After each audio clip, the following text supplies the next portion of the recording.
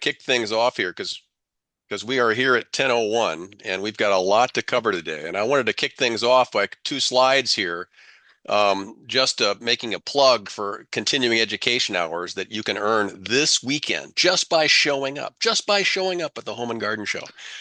So three presentations are scheduled for Saturday, and the Extraordinary Caterpillar, that whole showing, that whole movie is actually downloaded on my computer, so it'll be presented, in its fullness. And then, of course, the native plants discussion I think is going to be especially interesting. And Gwen, of course, is talking about roses. And then on Sunday, mason bees and container design. Container design, kicks off for the presentation. So, and of course, just as we've seen in e-news, no shortage of opportunities for continuing education hours. So jump on it and make things happen. Midge, you have your hand up. I just wanted to jump in and say on the container design, there are two master gardeners that will be competing, quote unquote, in their designs. So come in and cheer them on. Very And of good. course, Marianne Benetti will be the moderator. So she's always delightful to see and listen to. So come and And, support your master gardeners. and I built a special container or a series of special containers just for the competition here. So Oh, great. we shall see. It'll be fun. All right. Okay. So anyway, Thanks, and by the Kelly. way, any other comments, Midge, in terms of presentation Saturday and Sunday? Well, I think the one on foraging, growing and foraging native plants is going to be very, very interesting. The woman is a member of the Chehalis tribe, and she teaches different workshops on how to how to look for and how to prepare um, native plants, and also just doing small container gardens because a lot of people don't have a lot of land, or maybe live in a apartment or something where they can't grow very much stuff. So I think she will be very interesting. She's really excited about coming and talking. So And kudos to you, Midge, for setting these programs up, right? And leading on these things. These are important, right? And it's a big deal. well, yeah, I had a lot of help from other people for sure. So Okay. Hey, so another thing, by the way, so the Caterpillar presentation, right, is a publication of it's Doug Tallamy's nonprofit, Homegrown National Park. And while on the website downloading the movie, I actually came across this new beta application that they have in terms of a lookup for the keystone plants in your area. So by zip code, you can look up what native plants are keystone species for where you live. Now, it turns out I put in a bunch of zip codes, by the way, around our two counties, and they pretty much come up with the same stuff, right? So it's not zeroed in to, Mike's zip code up in Oysterville versus my zip code down in Ocean Park, right? But it's fascinating, by the way, and of course it introduces the public to what a keystone plant is and how many insect species, as well as bird and other, even general wildlife, are species dependent, right? And tied very closely to particular species of natives. So anyway, check it out at Homegrown National Park, the beta application. Okay, so today we kick off with the usual program of understanding and updates. We have a lot going on today, and Penelope Costley will be joining us to talk about bamboo. And she'll be joining us here a little bit later. And this is going to be fascinating. And this is courtesy of Gail and Randy, who drove all over the place to and ended up in North Plains at the 300-acre bamboo garden. Okay, calendar. This obviously is a huge week, right? As we all know, it's a huge week as we come into the final stretches here for the Home and Garden Show. Board meeting today at 1 o'clock. Board meeting today at 1, same URL as it takes to get here. There'll be work parties this week, of course, and then work's beginning already this week intently for the Home and Garden Show. And I don't see Terry or Rhonda on at this point, so I'll hold off in terms of additional discussion about the Home and Garden Show. But I trust that folks are indeed signing up for service activities. We need all hands on deck, as we get into this week here. So it's going to be a big show. We're starting work, obviously. We'll be bringing native plants up tomorrow on Wednesday. We'll be bringing the rest of the container plants out on Thursday. And Friday, of course, is the formal setup. Saturday and Sunday is the show. And tear down on Sunday is equally as important, right? Because everything we put up over the weekend has to be taken down. Okay. By the way, any quick comments, by the way, with respect to the plant sale that was just from last Saturday? I know, Susan, you were there, at and I know Wendy and team, Cindy, you guys were handling things over at Ocean Shores. Any comment on the sale and on people's reactions and responses? Yeah, the sale, it seemed the sale went really well. I was there for a while before I went over to Terry's, but when I left, gosh, there was like 10 containers left and it was only, I don't know, like 11 o'clock or something. Did really well. But Diane probably could give more information on that, but it went well. Yeah, Ocean Shores sold out, of all the containers that were taken over there. And Yeah, so the other side on Rustemeyer, we couldn't sell a single container. Everybody wanted 2 or 3 or 4. I mean, they just love the containers. They love the plants, the garden vegetables, the whole thing. I mean, it could have been more people would have been nice, but they kept us busy and had lots of other gardening questions. So that was useful to be there.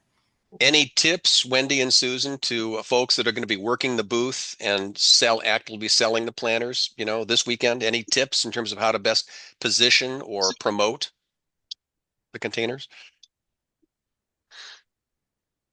Well, I know that in Ocean, both places, they had a table where they were displayed really well and not cramped, like you could look through everything really well. And then we had some really good salespeople. Marcia, I think, she got on Facebook and kind of got people out there and sold 2 or 3 while she was getting messages from Facebook. It was kind of funny. But yeah, Ocean Shores it was just well done the way they set it up.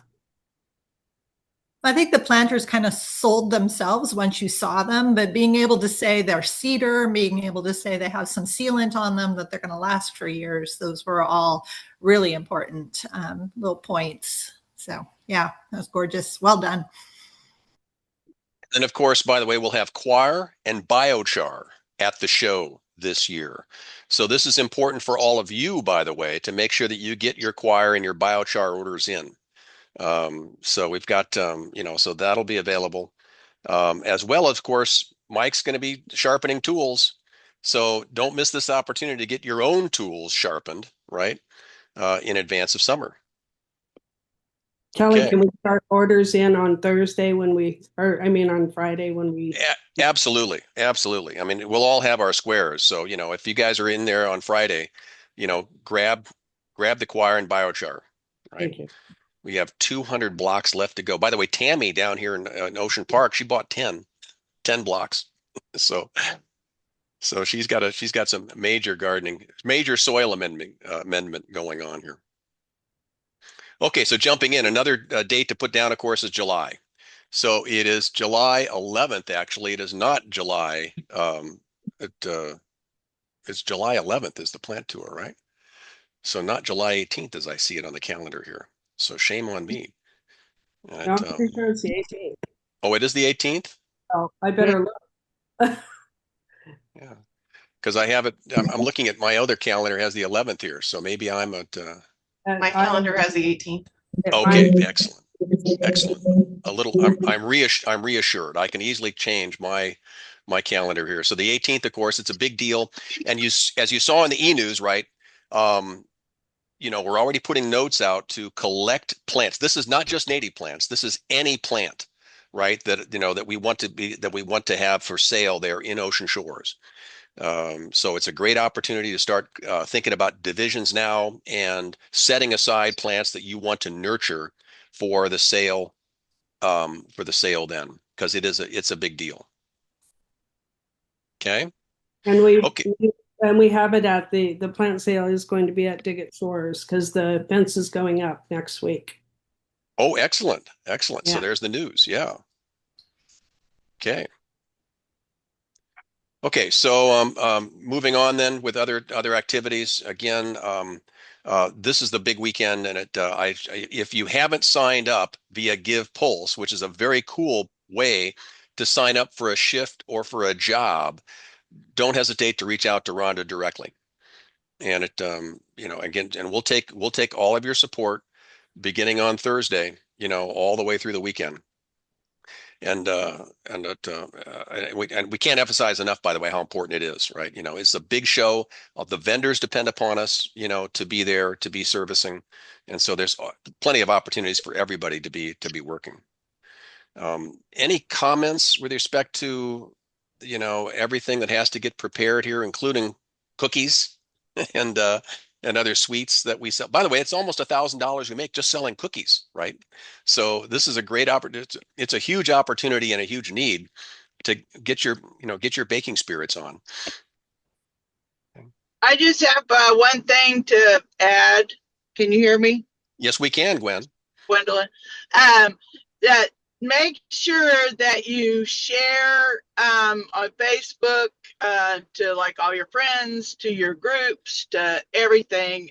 Share the notices and stuff about the show, and your own personal little addition to it, but that it's real important to get the word out. So, and in our media environment nowadays, there's like a ton of it on the radio, but some people don't listen to radio. So a lot of people, especially more younger people, have the Facebook, and that's where they see it, and so get the word out. Well done. Well said. So, And it just oh, sorry, Kelly. no, go ahead. I was just going to say, I'm going to be in the office on Friday. So if there's any last minute needs to come up, as far as, if you forgot something and we have it available in the office or whatever, you can come find me. I will also be setting up my booth in the arena. So I'll either be in the arena or in the office on Friday. Very good. Very good.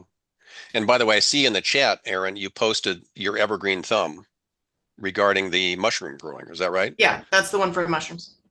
Okay. Other comments regarding this weekend, regarding Home and Garden Show?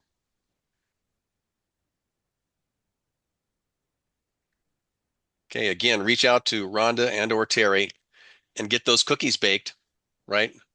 Lori's taking care of collecting those.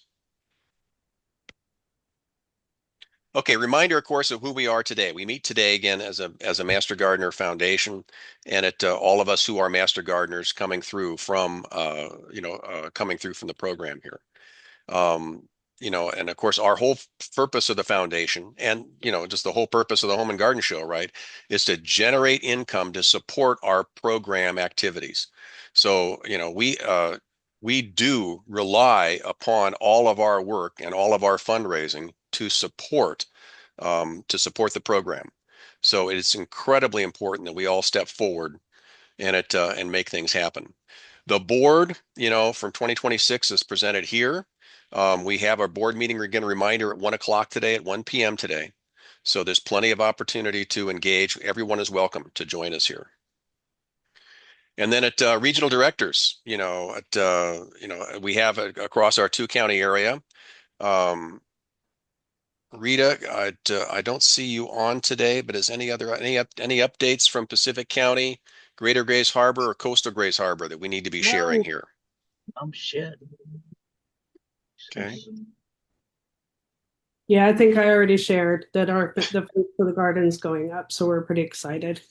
It is a big deal. Congratulations, Wendy. It really is exciting happening on this thing. Well, Gwen's done a lot of work, so we have to give her kudos that she's done a tremendous amount of work to get this going. So it's great. And the fence contractor I think Gwendolyn, you can correct me if I'm wrong, but is going to install the posts for the sign at the same time. So, Yeah, um, he's putting those in for no cost to put those posts in, so it's good. What's a big deal? Send some pictures, by the way. Send some pictures out when the progress starts getting going. Sally, any updates from it? What's happening in Greater Grace Harbor?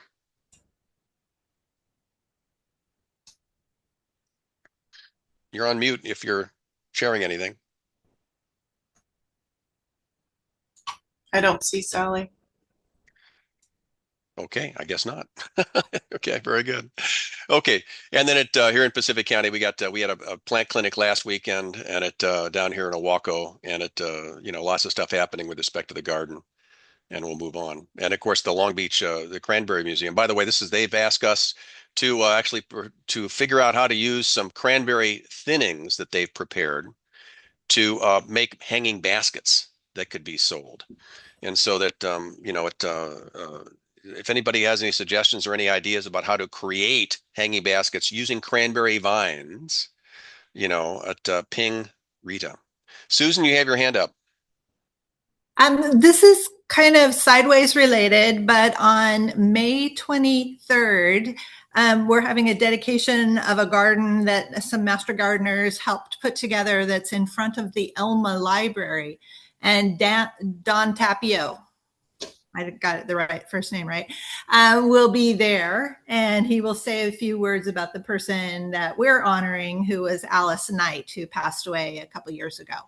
So that is going to be 10 a.m. on May 23rd, and I'm going to personally invite everybody who helped with that project, but we'll have cookies, so anybody's welcome to stop by. We're going to be kind of quick. And again, where's that going to be on the 23rd? The Elma Library. So right in front of the Elma Library, we made, it's a work in progress, a heather garden to honor Alice Knight, who helped raise money for the library and also had a heather acres business in Elma for many, many years. Very cool. You might know Cindy Knight. That's her daughter. There you go. Yeah. Any questions for Susan on that event? Okay, on the 23rd, 10 a.m., Elma Library. Okay. Hey, a quick shout out, of course, to Aaron, as our program coordinator, and to Wendy as her trusty assistant. Wendy, Aaron, we really do have to get a better title for Wendy. It does sound like kind of a Lone Ranger and Tonto thing here, right? I know, but that's WSU. Unfortunately, that's why I said it doesn't do justice to the work she does, but we're kind of stuck with it. Aaron, how are you settling in to the role? Organized chaos. Okay. I've got so many other, extension projects that aren't directly related to our program that I've been asked to handle too, that I'm like all over the place. So I'm going to Don Tapio's house this afternoon with Dan Tudeberg and to talk to him. And there's an extension agent retiree reunion in the summer that I have to do a bunch of stuff for. And but the Home and Garden Show, I'm going to be there all weekend. And there's just a lot going on. The podcast, I'm still cranking out episodes twice a month, and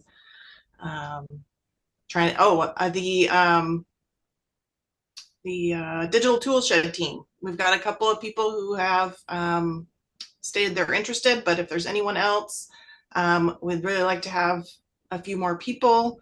So you can email me with any questions or things like that about that.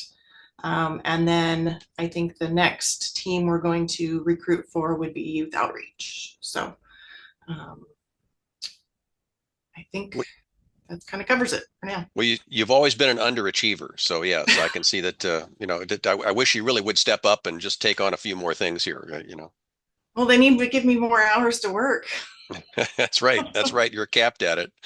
Yeah. So, so by the way, folks, do reach out. If there's any support, that when Aaron puts out a request for support and a request for engagement, do step forward because at the end of the day, right, we are a service organization, and so all of us need to contribute to make this to make all this thing happen. We definitely have an important mission, and a lot of people are relying upon us. Okay. Couple notes in my Tapio moment here. So again, going all the way back to the May articles that Don Tapio wrote, right, for his weekly newspaper submissions. This is from 2009. It's a fascinating article from May 4th, 2009 about the viability of seeds, weed seeds, right? These weeds that have evolved to be incredibly resilient. He makes the note that this pigweed species, right, puts out on average nearly 120,000 seeds that are viable for 10 years. Lamb's quarter, 72,000 seeds viable for 40 years. And dandelions, 6-year viability, 6-year viability of those 15,000 seeds. So the point he makes in the article that the seeds you're now seeing popping up, right? They actually may have been deposited decades, not just months ago, not just years ago, but decades ago. So the point, of course, is control tips is to get out there early, and no one is thrilled with the weeding exercise, right? But it's incredibly important to get out there early because once flowering, plants are harder to manage.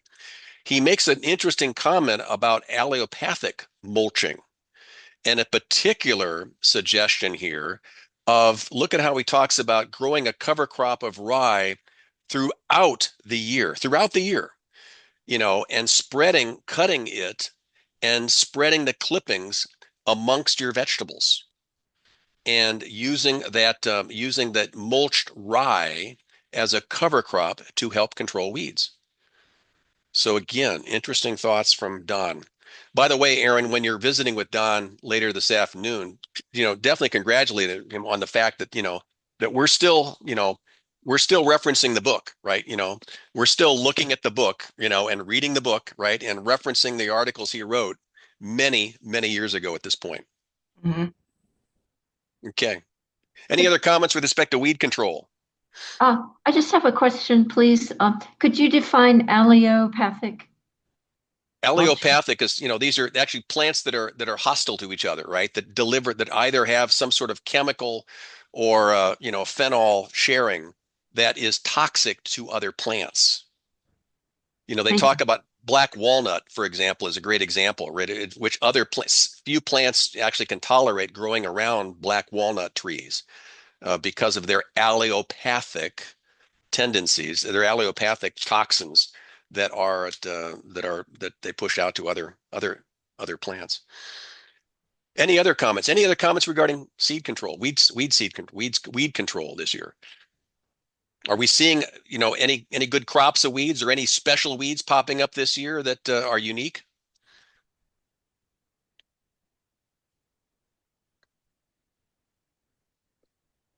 Okay. Okay. So other announcements and programs.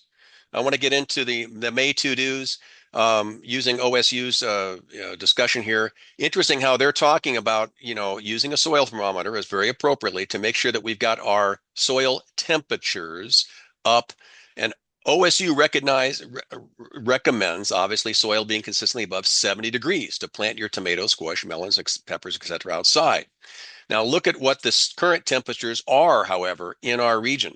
This is off of WSU's Ag Weather Net, and the current soil temperatures that I picked up this morning are quite a bit below 70, right? They're definitely going to pop up a degree or two today, right? Which is supposed to be a record heat day. But we're still a ways away from having reliably warm weather reliably warm soils. And of course, with the front that's coming through tonight and into tomorrow is going to dramatically lower temperatures as we get into the weekend. So we're still a ways away from actually being able to put seeds, full plants outside. Okay, maintenance and clean up here, fertilizing rhodies and azaleas, selecting new roses, choosing disease-resistant plants. Gwen, just doing a shout out now relative to roses. Are you seeing any particular control issues this year relative to rose diseases or to problems with roses? Anything you're seeing?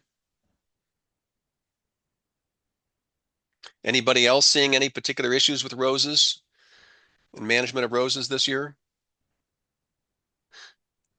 Unmute myself. So I unwittingly have a experiment at the Rose Garden at the Polson. Because of the temperature, I was only able to get one half, 55 roses, sprayed with dormant spray, and the other half did not get it. And on the half that was sprayed with the dormant spray, I have only picked like 6 sets of leaves that have black spot on them. And there are no aphids on that side. On the side that I didn't get sprayed, I have much more black spot. I have rose sawflies and tons of aphids. So, but I do have more predators this year. So I'm kind of, letting them do their thing for now. It's not at a crisis point. So that's my update. That's an important update. And by the way, it's a definite affirmation of the importance of dormant sprays, isn't it? Yes. Very good. Obviously, for everybody here on the call, we definitely lean on Gwen for her rose experience. And I encourage everyone also to be reaching out to Gwendolyn, if indeed you have particular challenges with your roses. Okay. Other planting, it's a great opportunity to be thinking about, other more hardy flowers and tubers that are going to be happy to get outside. And again, it's there's obviously encouragement here to get most of your vegetables put out. And of course, it's all going to vary, and again, these are all Oregon dates, but we can adapt as we need to. Pest, just as Gwendolyn was indicating, right? This is the time at which we're starting to see them come out, right? So lots and lots of concerns about the various bugs and the various afflictions that are going to pop up here. As a key point with respect to our engagement with the public, some of the first questions we always see at our plant clinics is, what can I spray? What can I use to spray to get rid of all these pesky bugs? And as we know, as master gardeners, right, there's a lot better ways to take care of unwanted pest than simply by taking a non-discriminating spray, non-discriminating fungicide or insecticide out there. So just as you're seeing in these most common pests that are on the slide here, there's a lot of manual management techniques that are very effective and obviously much more healthy for the ecosystem here. Any particular notes? Any particular notes here in terms of? Yeah, Gwen. I have another experiment that will be happening soon. Because of the aphids, and I can't just spray them off because I would spread black spot. I have ordered some green lacewing eggs from Arbico Organics, and so I will be releasing them. So we'll see. See, and there's another example how beneficial insects, right, can be mostly supportive. And a reminder, of course, that 90% of the insects we see are beneficial. So it's and especially this is especially important as we engage with the public, right, who definitely freak out at anything with 6 or 8 legs. Okay, soil testing. Reminder, of course, that both OSU and WSU have labs for soil testing, and as we've noted, right, we've also been very successful with the soil test that Thurston County offers, the Thurston County Conservation District offers. Okay. Any other announcements? Any other announcements and updates that we want to share? We want to get out there.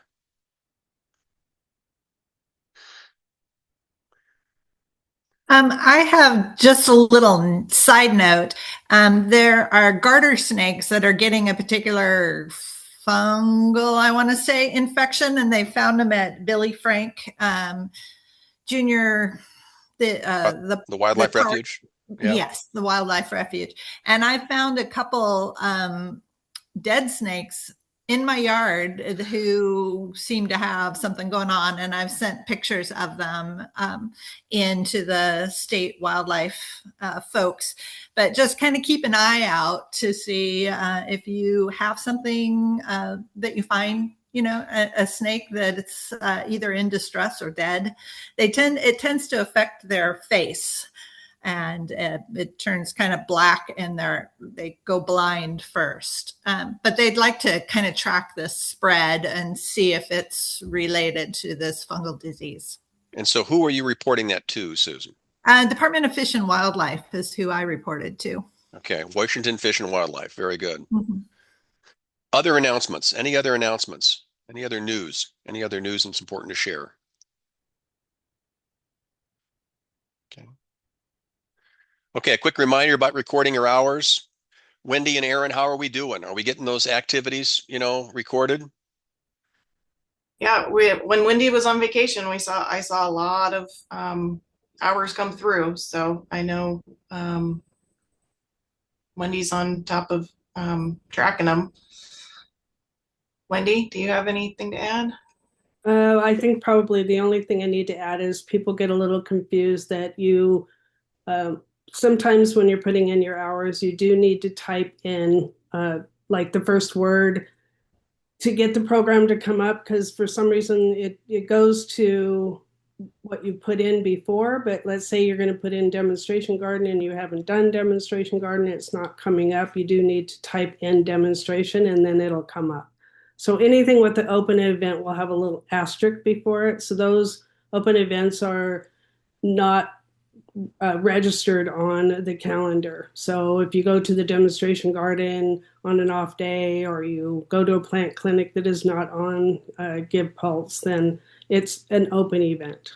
So that's probably the biggest confusion at this point. Any questions or comments for Wendy and Aaron regarding getting hours entered? Gail? I've got a question. When we record hours for the general meeting that we're at right now, Mhm. do we split off the educational part, or and is half the meeting program support and half education, or how do we record this? Well, I put it in Give Pulse. Like you can register for it you can register because it's in the calendar and it comes Yeah. up continuing education because we can't separate it. Okay. So if you're putting it in yourself, I would think that you would put it under continuing ed because everybody else gets it. But Okay. Yeah, and you can use the event that's on the calendar and say that you did attend, even if you didn't pre-register. Okay. That's another option too. Okay. Thank you. Very good. Very good. Okay, get those hours in, and obviously with all the volunteer activity that's going to be happening this week, right? This is going to be a great opportunity, an important opportunity to make sure that you're thoughtful about, your program support hours, your plant clinic support hours, your continuing education. There's going to be a lot of opportunities for a lot of different activities and a lot of different engagement this coming weekend. yeah, when you go on to Give Pulse to register for the Home and Garden Show, it will show you all of the opportunities. So even though it's several times on there, it'll show you all the opportunities that are available that you can register for. It'll come on one page. Okay. And a quick shout out in the chat. Randy's put a note regarding the garter snake in the problems and the issues we've got there. So check that out in chat, and a couple good links that are in there too. Okay. At this juncture, I want to introduce our very, very special guest, Penelope, who's with us today, all the way from North Plains, Oregon. And Penelope, we're thrilled to have you here. Hi, And guys. and I'm going to go ahead and do you want to share or are you prepared to share, or do you want me to share? I How you will want to do let you this? share. I am so tech not savvy. So yeah, like my big screen's here and my little screen's here. So I will let you share. How's that? Sounds good. So I All right. think what you should be seeing is your Mhm. website, right? Yeah. And it, by the way, it's a great Excellent. website, and it's really simple here at Bamboo Garden. So but before you begin, I want to just make a note. Gail and Randy, you're the ones that launched all this, and we're there to see everything here. What were your impressions? What excited you from It's a the beautiful time? location. Thank you. It is a huge garden with more varieties of bamboo than I ever realized were out there. They had colored bamboos, they had big timber bamboos, they had black, they had red, they had yellow, they had all sizes.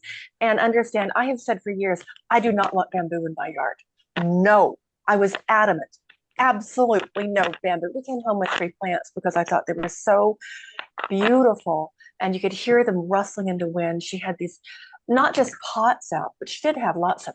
She also had some that were planted permanently. So you walk through and you've got this towering bamboo forest, kind of swaying gently in the wind, and you get this wonderful acoustic experience.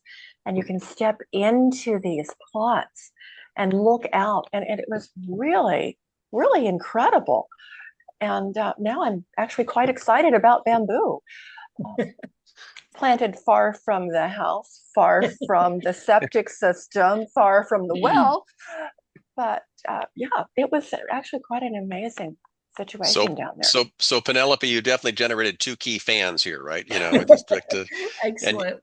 and what you can see up there, obviously, is that is you have the garden map is actually on the website, right? Mhm. So where do you want where do you want me to begin? Well, good question. Yeah, I'll start talking and we'll see, and we open it up to questions.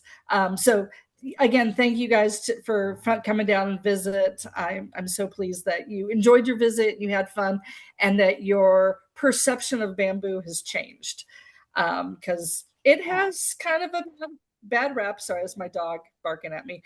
A bad rap because there's just a lot of misinformation out there. That is why the website was created the way it was. All the information is on the website. We're not holding anything back. And we just do our best to educate. That was definitely Ned's vision, is that educate, and then then the business end will take care of itself, as long as we're doing our best to make sure people know how bamboo grows. So there are, for those that have only heard of the horrors of bamboo, there are, I'm going to say 3 types. There's 2 main types of bamboo.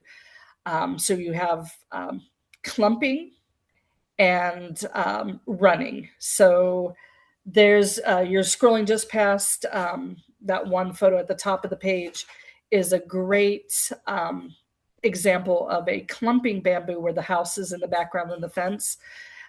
Growth rate of a clumping bamboo. So clumpers. So okay, let's get this straight. All bamboo spreads. Clumping bamboo spreads by inches per year.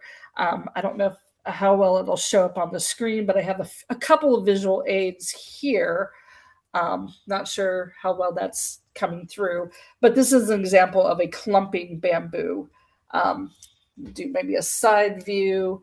We have from this cane to this cane, that is 1 year's growth. So inches per year, clumpers spread inches per year. So new shoot, and then they'll come out, grow again. So that is kind of what a clumping bamboo, I know it's hard to see, rhizome.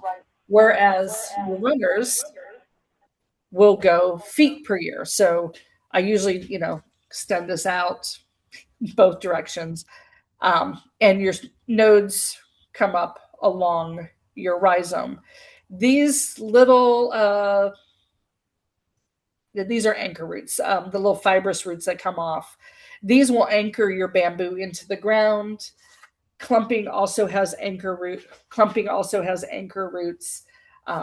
Just because, a 40 foot plus tall bamboo, if the rhizome's only in the top 6 to 12 inches of your soil profile, something has to anchor it into the ground. So when you are controlling running bamboo, if the anchor roots stay in the ground, they do not make new bamboo. So that is something a lot of people don't know about. So runners and clumpers, there is one variety. It's a combination of both. It is the genus is Eugenia.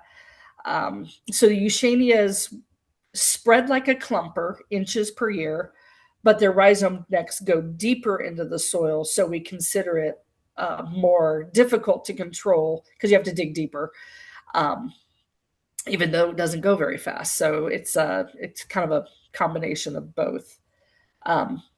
Do we have any questions so far from anybody about runners and clumpers? Key point, by the way, is go ahead and unmute and ask your questions, because we want to have this be highly interactive, and this is awfully important because, as Penelope, as you noted, we're taught to fear this horrible grass, right? We shudder, right, whenever we see it in the wild here. That's some of the responses I get. So there's a key point you're making here, is that that all bamboo is spreading, but it's just the fact that the clumping is spreading at a far lower rate. Correct. So when we talk about the growth rates too, I like to think about growing up. So how much height can it gain? Exactly. So yeah, clumpers on average, given loose, fertile soil, regular irrigation, supplemental fertilizer, you can max those out between 1 foot and 2 foot taller than the previous season's growth. Same concepts of, soil fertility, etc. The runners can put on anywhere from 1 to 3 up to 5 feet taller per year than the previous season's growth. So say if you have a 2 foot tall bamboo, you're just starting out with a beginner plant. That plant in 1 year's time can be 5 foot or more. So they will grow fast. Spread for the runners is also anywhere from 1 to 3 up to 5 per year. So that is why we always recommend our clients and anybody we talk to familiarize themselves with bamboo control and maintenance methods. Sorry, my radio's on in the office. Bamboo control and maintenance methods. So, yep. So rhizome pruning is a good method. Hey, Andrew, can you turn your radio down? Oh, sorry. Oh, good. So rhizome pruning is a good option for control. So basically, you're edging your bamboo, you're cutting into the soil with a sharp spade or shovel, anywhere from 6 to 12 inches deep. Anything you cut, remove, because then you've just basically made a new bamboo. And the same concept for clumpers. But you have more time to capture and get those before they go off outside their allotted space. Yep. So I'm struck by the fact that pruning, basically, for bamboos is mostly a root pruning. It's a rhizome pruning, right? That's interesting, and that's an interesting phenomenon. So it's just the control is, and by the way, how deep do you have to dig? How deep are these roots? Yeah, typically 6 to 12 inches deep. So not very much. Yeah. Sandier soils, they can go a little deeper, but most of the country has heavy clay. When we're digging to propagate, we're only going about a foot deep. And I should have shared that. I have a great photo of we dug up a bamboo and carried it down with our tractor, and it was ginormous. top growth, but little bitty root system. By the way, I really do have to commend the website here. I mean, just look at all the information that's out there in terms of care and control, Yeah. right? So Yeah. there's just, all of this, there's lots and lots of discussion here. So that so the effort you put into your website, is pretty phenomenal here in terms of the information that's being shared. Thank you. Thank you. We try our best. We try to be good stewards. We're part of the American Bamboo Society. So we work with a lot of other nurseries across the country, trying to make sure that good information is out there about how bamboo grows in all different regions. We're lucky enough to be able to ship across the country, and then we also ship wholesale into Canada. So we work with a lot of different regions. That's actually one of the things that shocked me most when I first started here was like, I had no idea I would need to know what grows in Connecticut or, Arizona and so on and so forth, not just, here in Oregon or the Pacific Northwest. So that's been an amazing learning curve from the get-go. If I may ask, how are people using this in the landscape? Yeah, absolutely. Almost 99% are using it for screening. There's, they don't want to see their neighbors or they don't want their neighbors to see them. A lot of, we also get customers who want to grow for edible shoots. We assisted a shoot farmer up in Washington to get started with their project, selecting varieties that mature at different rates so they can expand their harvest season. Lots of craft people also will purchase bamboo to grow their own canes, to make decorative and or structural components out of it. We get a lot of really unique phone calls and emails of like projects that are going on. We have a artist. She worked here before I did for about a decade. Took some time off, became an artist full time. Now she's back helping out, and so she uses bamboo to make art pieces, and she's quite famous. Her name is Carissa Brock. I think some of her artwork is maybe on the website. But it's fun of all the things that you can use bamboo for: screening, edible shoots. There's the whole cabinetry and flooring industry that's still here in the States in its infancy, but it's coming along. So yeah. So you have quite a bit on the website talking about growing in containers, right? And Correct.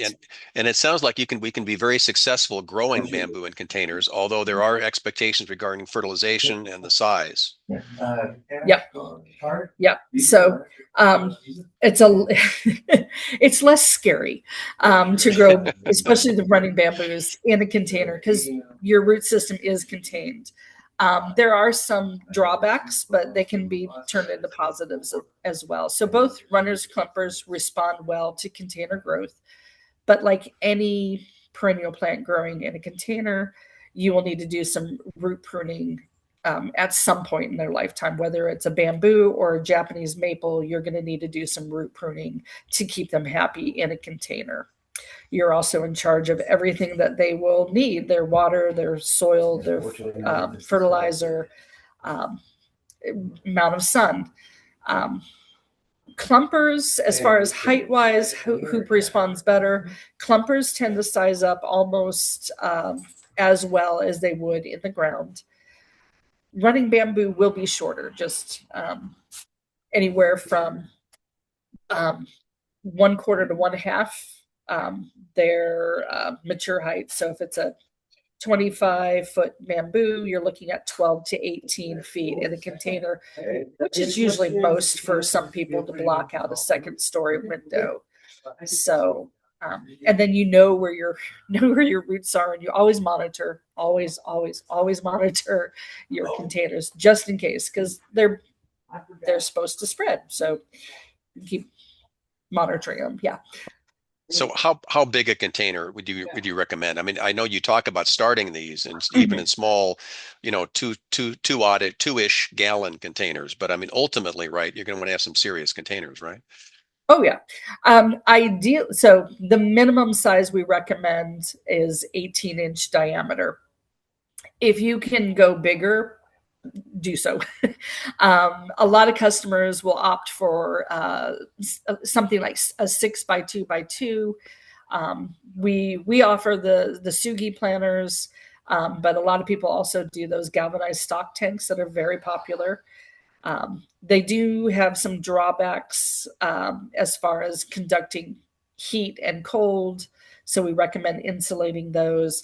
We also recommend adding additional drainage to them because there's only one drain hole and it's up a couple inches, so you have some stagnant water in there. So you want to have better drainage with those galvanized stock tanks. But they're gorgeous, filled with some bamboos and yeah. So container growth's fun. When you mention insulating a stock container, what would you insulate it with? You've got a couple of options. You can either insulate it using the rhizome barrier, the high density polyethylene plastic that you would use in the ground to redirect your rhizome growth. You could also use, it's called radiant barrier. It looks like mylar coated bubble wrap, sold in most big box stores. If you have containers that are more like the Core-10 steel planters, even rigid foam insulation will assist in those types of containers because they tend to be not curved but more angular. So, okay. And that's for the heat, not the cold of winter, right? It's both. Okay. You just, it'll radiate heat and cold towards the root ball, and you want to get something to give it a little respite. Okay. And it's and again, going to a website and I notice how you're saying, choose your zones based upon, if you're going to do something in container, choose a zone one lower, right? Than At where least, yeah. I'm sorry, Correct, Gail, yeah. I interrupted. Yeah. Oh, no, you're doing fine. I forgot what I was going to ask. Sorry. So I'm curious about, Penelope, about, bamboo as a ground cover. I mean, this is, so the idea in which you actually may want it to spread, right? Because you Yes. want a ground cover phenomenon, right? Exactly. Yeah, there's so many different kinds. I'm still getting into the ground cover bamboos. There's so many amazing kinds. If So ground cover understory bamboos are quite unique because they're short, but they do spread. They're all the ground covers that we carry are in the running family. These guys tend to only spread about 1 to 3 feet per year. And the rhizomes are much, obviously size, smaller based on, smaller stature, smaller rhizome in the ground. They can spread on about 1 to 3 feet per year. One moment.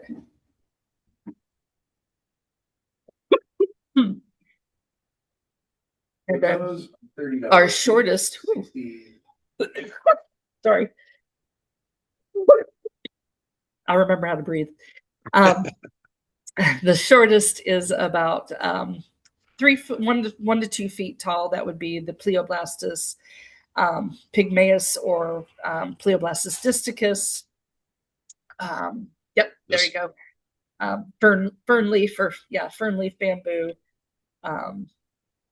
And a lot of people will even use these as bonsai varieties, create cute little bonsais out of them, or shear them back and just have a nice, like that right there. That is just absolutely beautiful and manicured.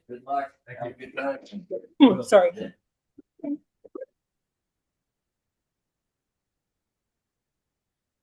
And so as a ground cover, do they, and because they go up, let's say, 2 to 4 feet, right? I mean, Mhm. are they effectively blocking out other weeds and other, or how much growth is going to pop up of unwanted plants in between?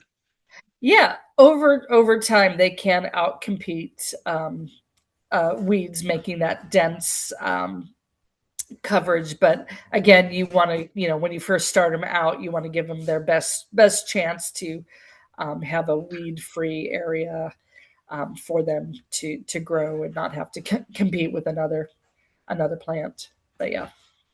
In terms of landscape design, I mean, we're all about natives, right? And as Yep. as you heard from, our earlier discussions here.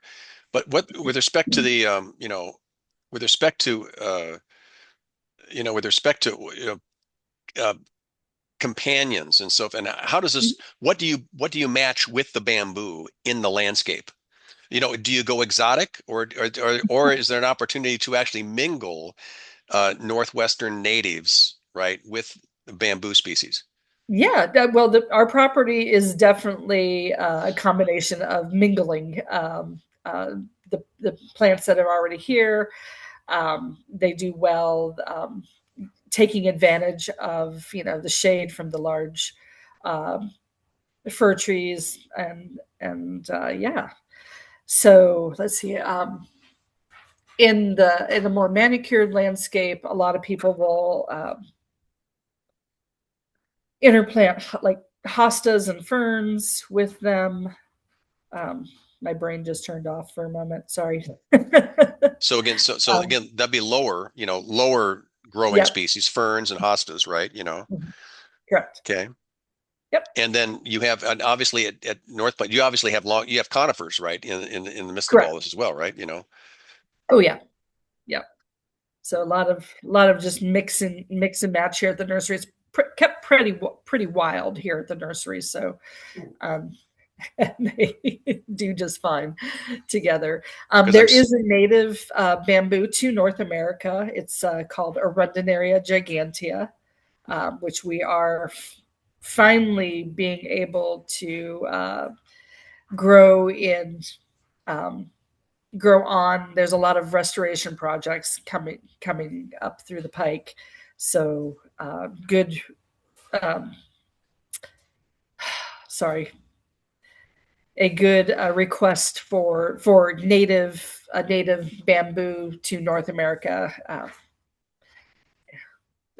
Let's see, it is in the running family, but it's a beautiful bamboo. Does not have a whole lot of uh, I hate to say it's not what showy, but it is native. So native tribes would make baskets out of it.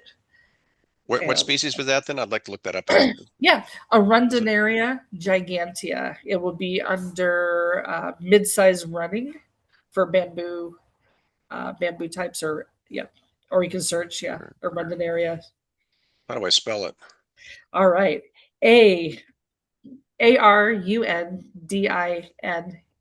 Arundinaria. Let me see Oh, if I there's can get. There we go. there you go. Rundown. Okay. Gigantea, river cane. Gigantea, river Yep. cane. Yep. Wow. 25 feet. It's native to the North America. Yep.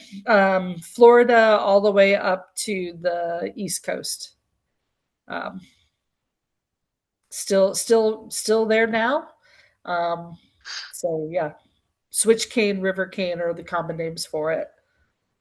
But yeah, there is a native bamboo in North America. Holy A lot of cow. people don't know that. And so I just, and so, and it's, but obviously it's huge. I'm just reading through it, right? 30 feet tall, right? That's amazing. At one point it was 30 feet tall. We're not finding here in the Pacific Northwest that it grows that tall. I think we're at 10 to 15 here in the Pacific Northwest, but um, in the Southeast, it can get 25 plus. And again, a shout out to the website, because the information you have on that regarding, individual cultivars and individual species is really, it's extensive. No question. Thanks. Yeah. Comments, questions from folks regarding this. It's important, I think, that we understand this so that when we engage with the public, we're able to, in a in an educated way share, because there's so many misconceptions about bamboo, right? And we definitely, I think we're definitely instinctively taught to be to be to repulse it, right? To despise it. But what you're giving us here, it really can be well managed, and it can be a great companion in the landscape, if used appropriately. Correct. Yeah, definitely reading up about control methods. That is the conversation I have just about with every customer. I feel is your situation calls for a running bamboo based on sunlight or what have you. And then we go through in the ground. Here's how you control it. So that rhizome pruning, height that rhizome barrier, and then always, just keep an eye on it. Go take a look at your plants, see what they're doing, get to know how they grow and where they tend to gravitate towards. So bamboo will, it doesn't like wet feet, but it will grow towards water. It will grow towards the warmer soil. It'll grow towards where there's more fertile soil. So you can almost control and encourage it to grow into areas based on taking advantage of how it grows naturally. So wherever you irrigate, wherever you lay down fertilizer, it will tend to go over there. Here at the nursery, we have access to tree trimmings, and there is a farmer with a horse barn. So we'll just pile up the tree trimmings and maybe some manure, and the bamboo grows towards that, and we get the most gorgeous big diameter culms coming out of those piles as they break down and release their nutrients. So it's kind of fun to encourage it to go that way instead of that way. But then rhizome pruning is key for keeping them in their allotted space. Containers are a great method as well. We have lots of clients all across the country. Some areas have some pretty distinct rules for bamboo, what bamboo can be sold in their area. I think Long Island, New York has the strictest restrictions regarding bamboo.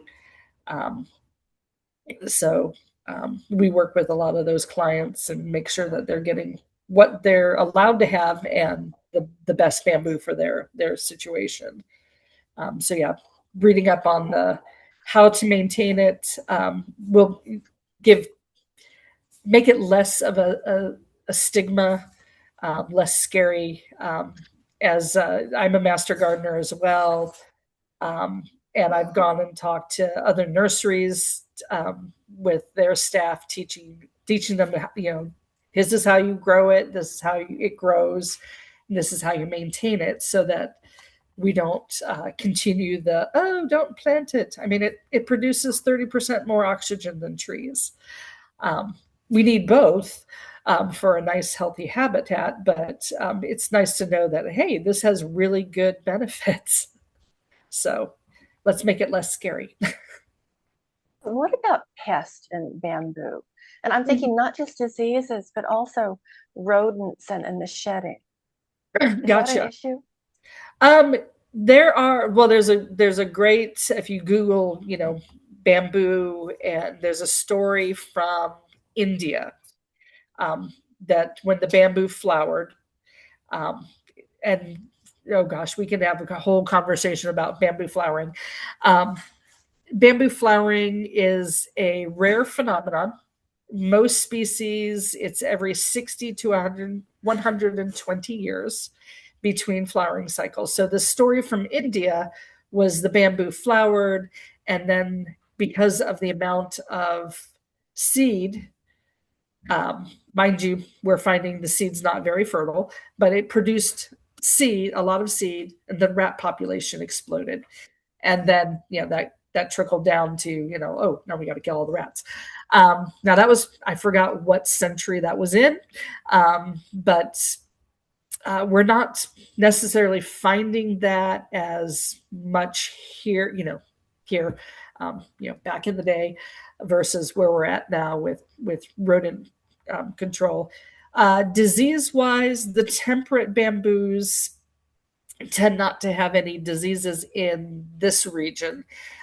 There is a fungal disease that is popping up like in Florida, um, hot, humid climates, that is being studied right now.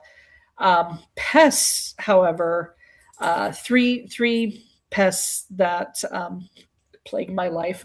The easiest to control is aphids. Um, just wash as first line of defense, hose with water, especially the underside of the leaves. Repeat probably every other day. Because you guys probably already know this. The fun fact about aphids is they're born pregnant, and you can pop out a new baby aphid every 20 minutes. So aphids, control with water, encourage. I like to encourage the songbirds to hang out in the groves and then stick around for some bird seed, and then come back for a protein snack later on. Or even beneficial insects help with the control of aphids. The next pest for bamboo is the bamboo spider mite.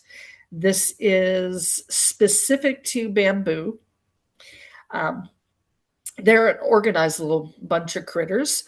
They present as a oval discoloration, and if you flip the leaf over, they will have a nice webbing over their colony to protect them from natural predators.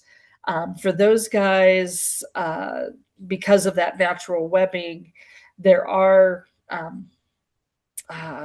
what are they? There is a predatory mite that you can encourage onto your property. You can even buy the predatory mites from a couple places to keep their numbers intact or level the playing field. And then, but systemic insecticides are because they don't wash off because of that webbing. So breaking out the insecticides for those guys as needed.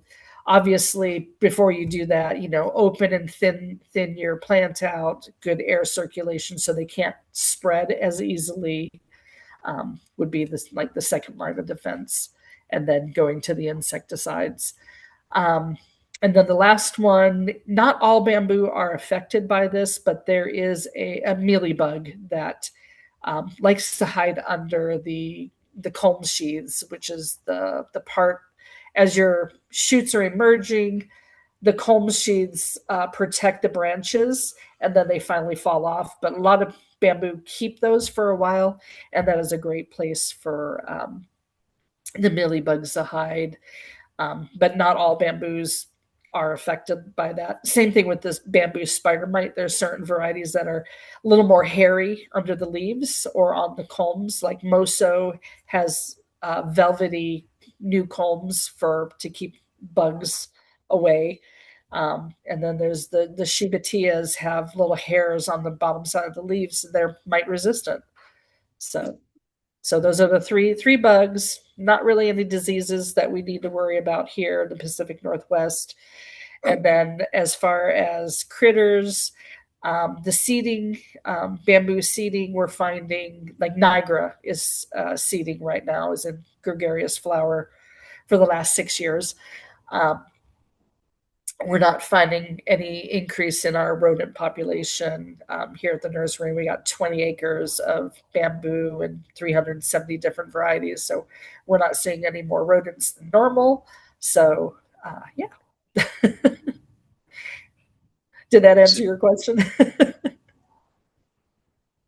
Penelope, with respect to, our North American attitudes and our aversion towards bamboo, is it different when we start thinking about Asia? Does Asia think differently about bamboo as a desirable plant, or are they just as concerned as we are, regarding its spread and regarding control issues? That is a great question. Right before COVID, so this is kind of this I found funny. Because right before COVID, not COVID was funny. Sorry. Right before COVID, we had the University of Beijing, a couple of professors from there come here and learn from us how to propagate bamboo, because they don't have to propagate bamboo because it just grows there. It's like it's an endemic, and they're like, yeah, we just go get it from the woods. We don't have to try to grow it. So they actually came here to learn our propagation techniques. So I thought that was really unique. That was like, oh yeah, this is just there. Whereas here we're like, ooh, it's pretty, it's exotic, and it evokes such for those that like it and know how it grows. It's just so peaceful and just fun to wander through a grove. And it's nice to have that privacy it provides, the habitat for birds, yada, and so on and so forth. So yeah, I thought that was interesting when they came to visit, that they don't propagate over there because it's just there. And it's much more tolerated, it sounds like, so Uh-huh. they expect it to grow, they expect it to spread, right? And they just deal with it. Correct.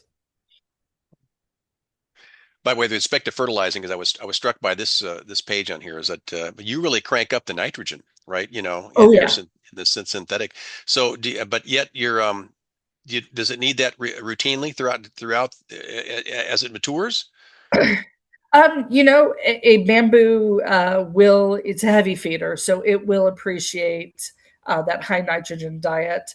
Um, Usually, we're doing that 25 once a year for our plants. But if we always say, if you're fertilizing, follow the package directions um, uh, based on how much and how often to apply, because again, labels the law. So So again, a reminder to everyone about the fertilization needs and so forth and all this. Yeah.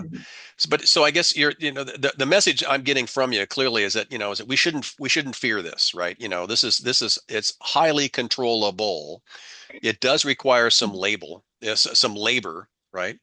correct. Um, but the opportunity of adding this to the landscape could be quite complementary I can see, by the way, I can see some of the small running bamboos as ground covers topped with Japanese maples, for example, Mm-hmm. or at Hinoki cypress, Oh yeah. Korean cypress, or something. Could be an interesting Asian flair to this. And I noted that as you talk about your own gardening experiences, right? The sorts of shipments you've made to major gardens across the country, right? Oh gosh, yes, yeah. We've been involved with so many amazing projects. I need to list the latest ones, but yeah, we've gotten to do some pretty cool things. Comments, questions. By the way, I think the important thing, and just as Gail and Randy have understood it, is visiting the garden. Is got to be a treat here, because this is the message. The message we're getting here is that we have a unique, if you will, the most an incredibly complete encyclopedic understanding of bamboo right here in our backyard. So as a field trip, Midge, for this study group, this could be a great deal to head on down the North Plains. We'd love to have you. Well, Be a good Kathleen, place to please. be a good place to have a picnic too. Yes. That would be a long trip. Make sure you take the short route, not the long route. We went the long route. We thought it was scenic, and we went up over the hills, and it was quite a long, twisty, and somewhat rough road. Yeah. Kathleen, Yeah. do you have a question? You were unmiked there, Kathleen. yeah, sorry. I lived in Asia, and I just want to say that bamboo has a special place in both the landscape and the culture. And in Chinese painting, Asian painting, for instance, traditional painting, the bamboo represents humility. They have 4 plants that they emphasize, and one of them is bamboo. The plum, for instance, is another one. But it's really important in the landscape, for instance, in Japan, that you have bamboo. And it's eaten too. The bamboo sprouts are a delicious part of the diet. Oh, they are. Uh-huh.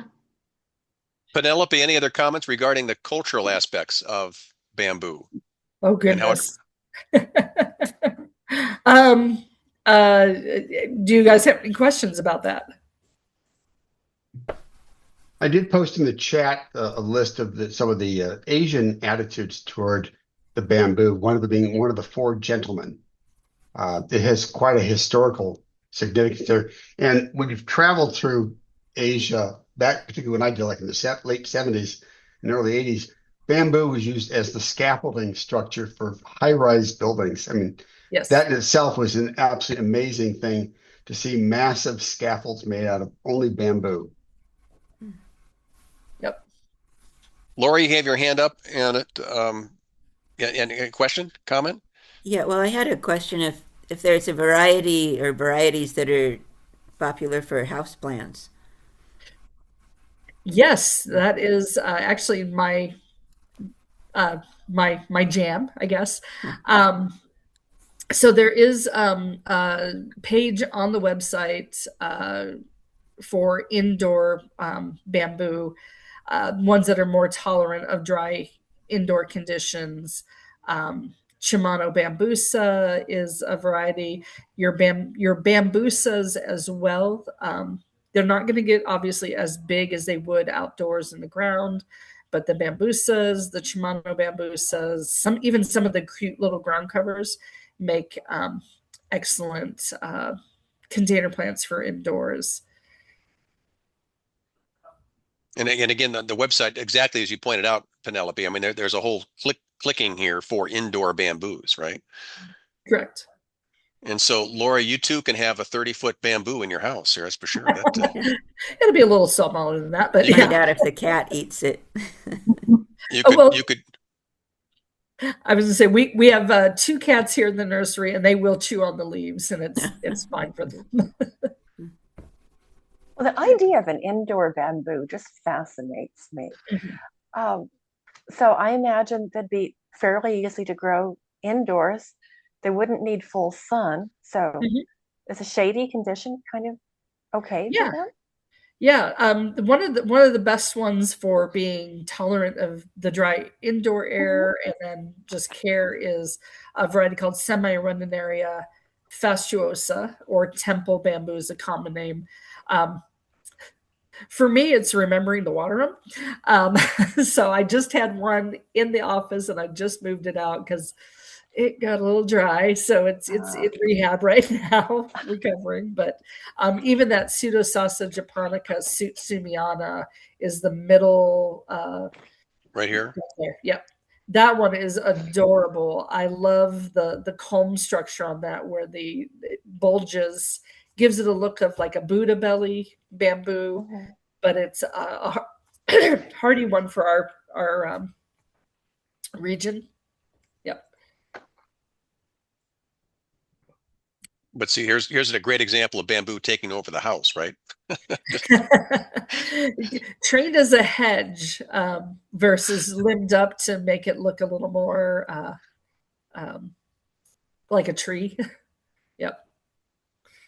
That one cracks me up. But of course, Gail's already thinking about using this as a hedge inside the house, right? How to separate the dining room from the family room, for example. There you go. Oh, that's a good idea, Kelly.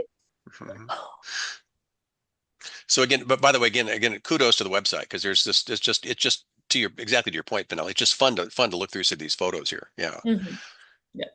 Other questions, other comments here. This has been a fascinating introduction. I guess I'm feeling less revulsion towards bamboo here. My work is done. And again, there's the website is just, it's a rich resource. So I appreciate the fact that, you're very authoritative, you're very fact-based. You're at, you're connecting with us in ways that we as master gardeners can understand and can appreciate. Thank you.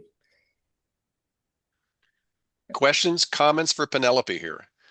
Again, this is bamboogarden.com, and I think it's a great way. This has been a great education for us, Penelope, in terms of the outreach that we do. This is important for us to understand, right? How this whole species can and should be used properly. Yeah, you probably get a lot of calls about my neighbor's bamboo. It's just, what do I do? It's taken over the neighborhood type of thing, right? And and it does, to your point though, it does require work. I mean, you're definitely saying there's no fail safe on this thing, even the clumping bamboo, right? It's going to have to be worked. Even the clumping bamboo will slowly graduate or radiate outwards. Just you have more time to check in on it. So yeah. By the way, I noticed, by the way, with respect to North America, you had a comment here with respect to the hummingbirds uses of it. But I mean, are there other bird uses or other wildlife that's here in North America that seem to appreciate and benefit from bamboo? Well, we here at the nursery, we have so many birds. It's awesome. I love it. Robins, for some reason, robins are, let's see, we have robins, we have the Stellars, jay, a lot of Oregon juncos, the chickadees, black-capped chickadees. Lots of birds are making their nests or even roosting in the groves overnight, which is really just, it makes that, as a person that loves nature, I love that we have the opportunity for birds to take advantage and have habitat. I don't know what it is about our nursery. We also we just took some photos of the tiger swallowtail butterflies. I have no idea. I mean, we have 30 of them in this one little area, just mudding on the property. I don't know if they're laying their eggs on the bamboo, but we have a good crop of butterflies every year. So I don't know what it is that makes us that special and that lucky to have that. But there are definitely a lot of critters that wander through our property. And very importantly, for some of our coastal environments, especially those up in Ocean Shores here, is that you're saying that deer you're not seeing deer that deer that favor bamboo. They, here we have deer and elk on the property. They tend to leave the bamboo alone. Now, when I did plant my first vivax at my house, we have a lot of city deer where I live.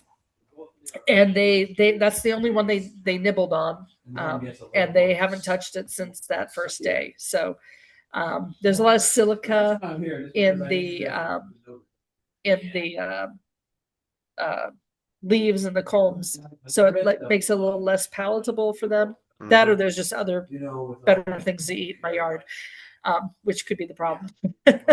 I'm curious, anybody from Ocean Shores here have any experience with bamboo out there? I mean, this is that would be the ultimate experience, Penelope, right? If we take bamboo out to Ocean Shores and see if the Ocean Shores deers will not go after it.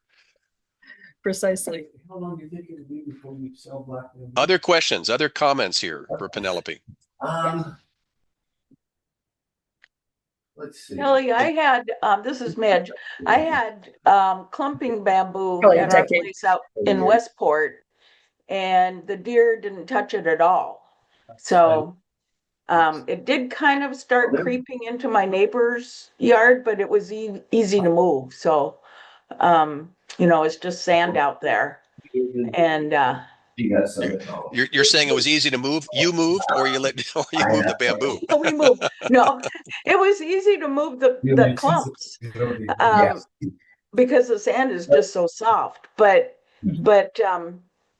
the deer didn't touch the bamboo at all, not even the babies. So we were happy with that. Okay, there's an important data point there. This is it because Penelope, we're asked all the time, especially from folks out on the coast here, right? You know, what is deer resistant? Gotcha. So, We don't want to tell them, we don't. other questions, other comments here for Penelope? What do you say that blackheads do? Same thing? Yeah, about the same. Okay. So as long as we're in this range. Yeah, that's fine. I think I covered it all. I think you did. And by the way, for everybody here, is that I noticed that on the website you're very you're very welcoming of email, right? You're asking other questions. So Yeah. again, I think your website itself is a huge resource. It's a huge resource for all of us here. So congratulations on all of this. Yeah. Any questions? We get a lot that are not sales based. We answer a lot of questions for people that didn't even buy bamboo from us. So yeah, that's one of the parts of being part of the American Bamboo Society is we have also that responsibility to, like you guys, inform and guide people that are asking questions, because there's, like I said, there's a lot of misinformation out there, and they're turning to you guys as an authority. We can help with that if you get stuck on something and like, oh, we have this person that asked this question. Okay. Thank you, Penelope, here for joining us here today. This has been hugely valuable, and much appreciated. Thank you for having me. It's great to take a big deep breath with respect to this relative to the weekend that we've got coming up here, because it's going to be as you overheard, right? Our home and garden show is a big deal, and it's going to take all of our resources and all of our energies for the rest of the week here.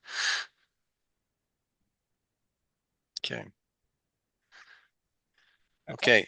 I'm going to stop and share. Is there any other comments, any other questions here? Anything else for the good of the order?